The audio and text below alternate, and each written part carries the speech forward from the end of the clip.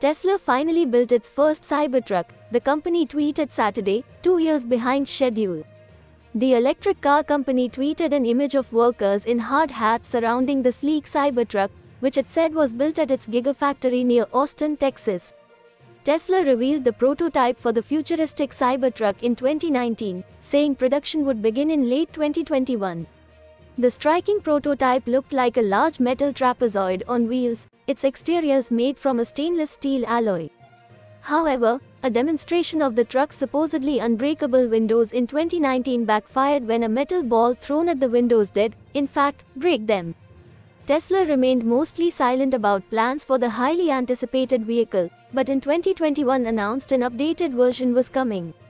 Tesla CEO Elon Musk said that the company couldn't yet debut long-promised new vehicles, such as the Cybertruck pickup, due to supply chain issues. However, in January Tesla announced it would begin production of the Cybertruck later this year.